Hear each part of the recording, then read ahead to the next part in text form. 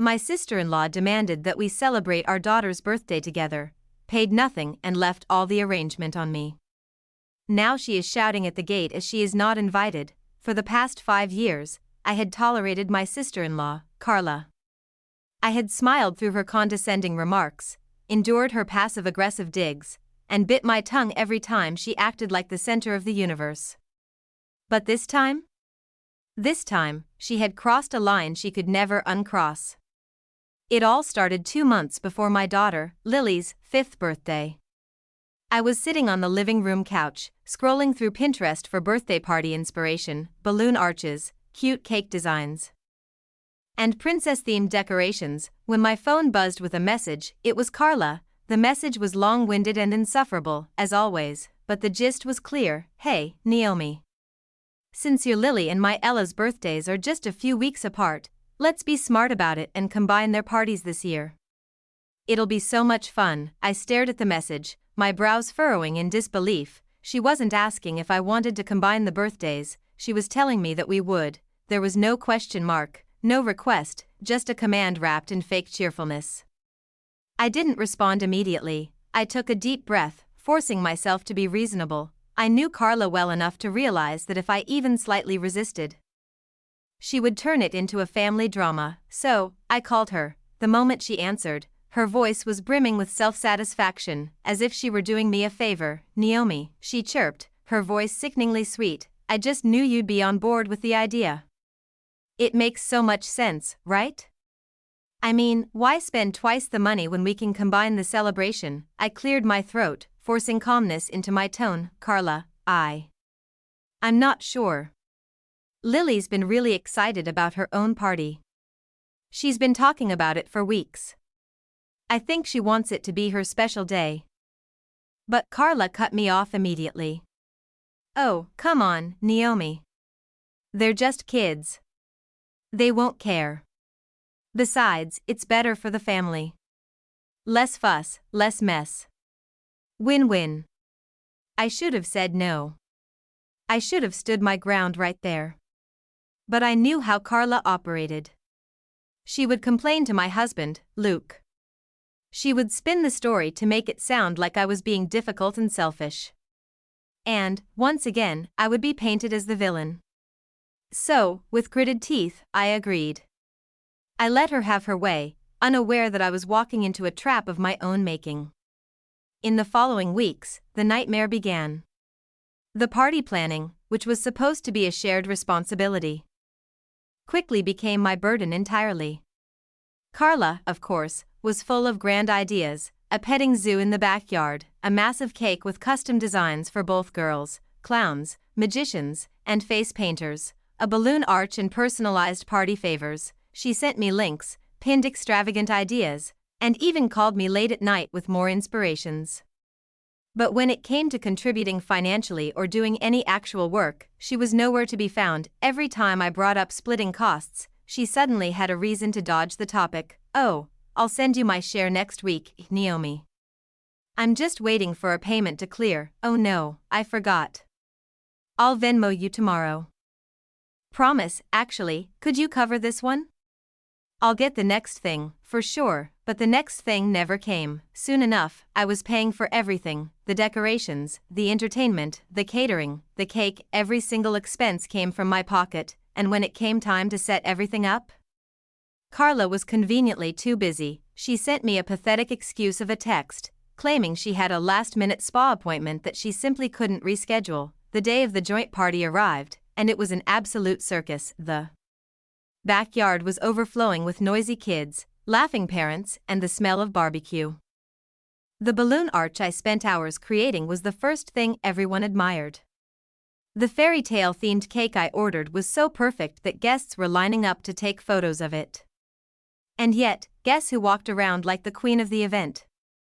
Carla. She strutted around, grinning ear to ear, pretending she had been the mastermind behind the whole thing. She accepted compliments graciously, nodding as people praised her for the beautiful party. She even had the nerve to claim she had worked so hard on the decorations she hadn't even touched. I bit my tongue so hard it almost bled. But the final straw came when Lily ran up to me, tears in her eyes. Her voice was small and broken. "Mommy. Why is Ella's name on my cake?" I froze. My stomach plummeted. I turned to look at the cake, my eyes narrowing. And there it was, in giant cursive lettering, the cake read, "Happy Birthday Ella Lily." Ella's name was bold and prominent. Lily's was barely legible, squashed in tiny font below it. I saw red. Carla, grinning, had the audacity to snap pictures of her daughter in front of the cake while my daughter cried silently behind me. I clenched my fists, seething with rage, but I didn't say a word. Not yet. Not there. But in that moment, I made a promise to myself: this would be the last time Carla humiliated me or my daughter. The week after the disastrous shared party, I sat at my kitchen table, nursing a cup of coffee, my mind still replaying Lily's tear-streaked face when she had asked why Ella's name was larger on the cake. The image haunted me, gnawed at my heart. I glanced at the crumpled photos from the party that I had stuffed in a drawer. There was Carla, front and center, smiling brightly, her arms wrapped around Ella as they posed in front of the lavish cake I had paid for. And behind them, barely visible, was Lily, her eyes red-rimmed from crying, standing off to the side, completely overshadowed. A tightness built in my chest, the slow simmer of resentment boiling over into unforgiving rage. I felt used, disrespected, and humiliated, but more than that, I felt guilty for not protecting Lily's special day. I had let Carla steal it from her. Not again. I would never let my daughter play second fiddle at her own celebration. I sat down with Luke that evening. He was on the couch, lazily flipping through the channels, oblivious to the storm brewing in my head. I took a deep breath and sat beside him, my voice calm but unwavering. "Luke, we need to talk." He glanced at me, sensing the firmness in my tone. He muted the TV and turned to face me. "What's wrong?" I cut straight to the point. "I'm not doing a shared birthday with Carla again." His brows furrowed, confused. "Wait, what? Why? Did something happen?" I let out a bitter laugh, feeling my throat tighten. "Luke, did you even notice what happened at the party?" My voice quivered slightly, but I held my ground. Lily's name was barely visible on her own cake. Carla took all the credit for a party I paid for and arranged. She left us with the entire financial burden, and our daughter cried on her own birthday. "I'm not doing this again." Luke's face softened. I could see shame flicker in his eyes. He had been so wrapped up in family pleasantries, he hadn't noticed how miserable Lily had been. But then, predictably, he tried to be diplomatic. "Babe. I get it, but you know how Carla is. She'll take it personally. She'll say we're being petty and dramatic. Do we really want to deal with that fallout?" I felt my stomach clench. There it was again, the same old excuse. Every time Carla crossed a line, Luke would shrug it off, making excuses for her behavior, but this time, I wasn't going to back down. I leaned forward, my eyes steely and resolute. "I don't care how Carla feels about it. This isn't about her, it's about Lily. And she comes first, not Carla's fragile ego." Luke sighed heavily, running a hand through his hair. He knew I was serious, there would be no swaying me this time. Finally, he gave a slow nod. Okay. No shared party this year." I let out a breath I hadn't realized I was holding, feeling the weight lift from my chest.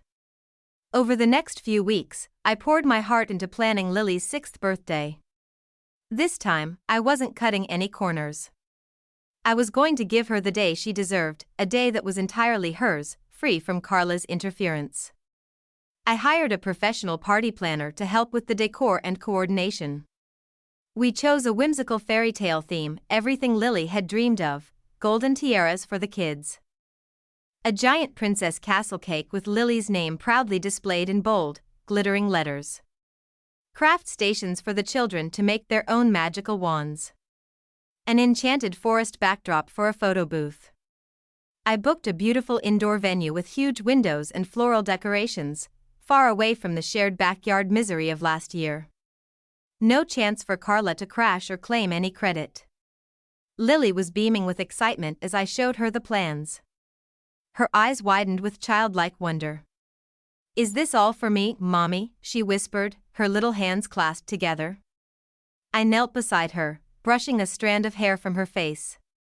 "Yes, baby. It's all for you. Because you're special. And you deserve your own day." Her face lit up with a smile so pure, it made my heart swell with pride. The party was only 3 weeks away when Carla called me, her voice brimming with fake cheerfulness. "Hey, Niomi," she trilled. "I was just thinking. Since the last party was such a hit, we should totally combine the girls' birthdays again. I mean, why mess with perfection, right?" I smiled coldly, though she couldn't see it. My voice was calm and steady, but my words were sharp and decisive. "Actually, Carla, I've already planned Lily's party. It's going to be a private celebration. Just for her." There was a pause on the other end. Then her tone turned icy. "Wait, what?" she snapped. "You're having a separate party without us?" "Yes," I confirmed smoothly. "Lily wants her own special day, and that's what she's going to have." Her voice hardened, her frustration seeping through. "But that's so unfair, Niomi. The girls are cousins. They should be celebrating together. Don't punish Ella just because you're feeling petty." My blood boiled at her audacity. Punish Ella? No. I was protecting Lily from Carla's constant overstepping and exploitation. I kept my voice controlled, but firm. "This is not up for debate, Carla. Lily's party is going to be for her only. Period." She sputtered in disbelief, her voice rising with indignation. "Niomi, you're being so childish. You're really going to exclude my daughter?" I didn't waver. "No, Carla. You excluded my daughter last year. You made her feel like a guest at her own party.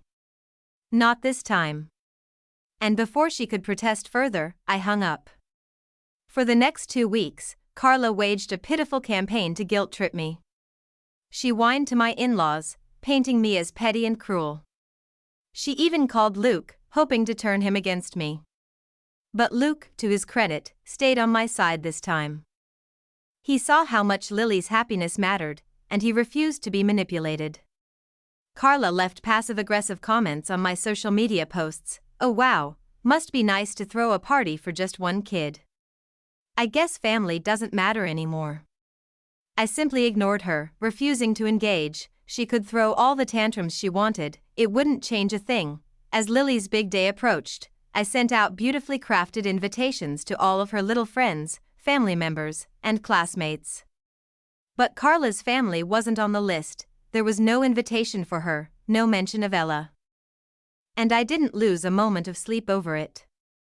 Lily would finally have her own special day. And nothing Carla did could take that away from her.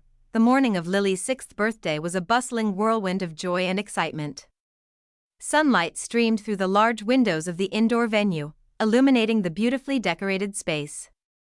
I stood back for a moment, taking it all in. The venue was perfectly transformed into a magical wonderland, pink and gold drapery, twinkling fairy lights, and a balloon arch shaped like a castle gate framed the entrance. In the center of the room stood the grand, custom-made cake, a towering, 3-tiered masterpiece adorned with sugar flowers, golden sparkles, and Lily's name boldly written across the front. There was no "and Ella" scrawled below it, just Lily's name, loud and proud. As guests began to filter in, Lily's face lit up with excitement. Her classmates arrived with colorful gifts, parents mingled, and the children ran around excitedly with wands and tiaras from the craft station.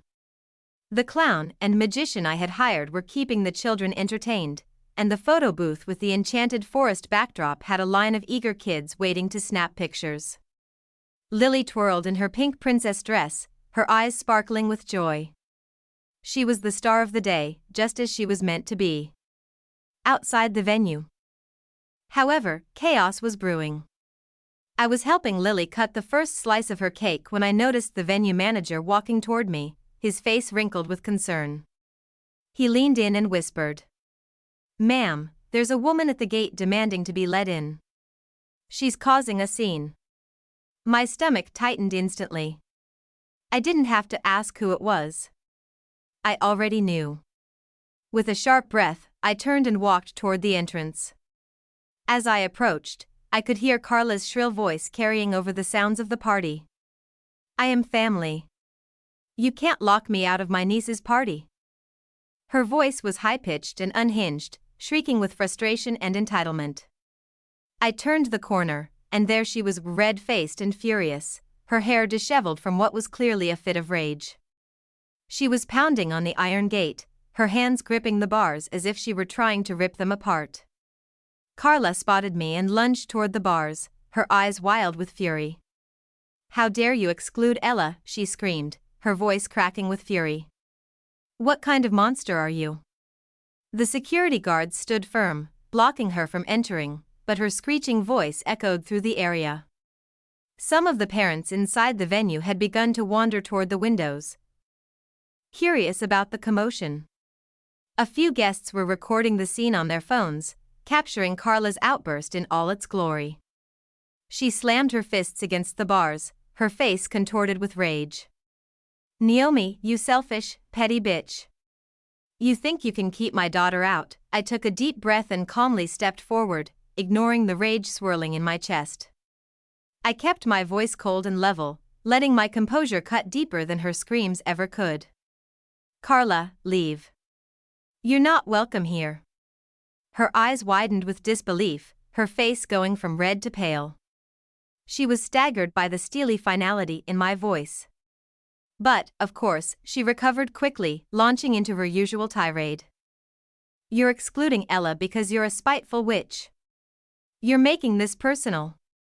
You're hurting the kids over your own ego." I let her rant and rave for a moment, and then, slowly, I pulled out my phone. Without a word, I began recording her. Her eyes flicked to the camera, and she hesitated for half a second. But by then, it was too late. Her screams, her curses, and her pounding fists against the gate were all caught on film. In a calm, measured tone, I spoke clearly into the camera. "For the record, Carla was not invited to this party. She was explicitly told she was not welcome. She is now harassing us at the gate and making a scene in front of children." The moment she realized she was being filmed, her face contorted in panic. Her eyes darted to the people watching and filming. Parents were whispering behind their hands. Some were shaking their heads in disgust, while others were openly recording. Carla's face flushed scarlet. Her voice cracked as she shrieked at the crowd. "You're all backstabbers. You'll be sorry." But no one responded. The crowd simply stared at her with thinly veiled contempt. Security escorted her away, her screams fading into the distance. And I simply turned around, walked back inside, and didn't look back. The next day, videos of Carla's meltdown began circulating online. One of the parents at the party had shared it on social media, and it quickly gained traction. Her wild-eyed screaming, the pounding on the gate, and her hysterical fit were now on full display for the world to see. The captions were brutal, entitled "Aunt Throws Fit After Being Uninvited to Niece's Party."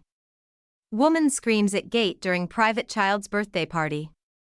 "Gate-Crashing Aunt Has Public Meltdown." By the end of the day, Carla was a laughingstock. Her antics were ridiculed in the comment sections. Even people who had never met her were calling her entitled Karen. Toxic and controlling, a raging lunatic, her social media accounts were bombarded with mocking comments. Her reputation was shredded. And in the days that followed, her social circle shrank. Friends, embarrassed by her public breakdown, distanced themselves. Even her husband's family called me privately to apologize for her behavior. Carla herself? She was humiliated and bitter. She sent dozens of angry texts, each one more deranged than the last. "You're a vile snake, Niomi, you'll regret this. You're turning everyone against me, I'll never forgive you for this." I didn't respond to a single one. I simply blocked her number and deleted the messages. After that day, Carla was dead to me. I refused to let her toxicity seep into my life ever again. When family events came around, I simply ignored her existence. If she was invited somewhere, I made sure Lily and I were absent. Lily, blissfully unaware of the drama, only remembered her perfect birthday, a day where she was the center of attention, surrounded by her friends and loved ones. She talked about it for weeks, her eyes glowing with happiness. And Carla? She remained a bitter memory on the other side of the gate, locked out and forgotten.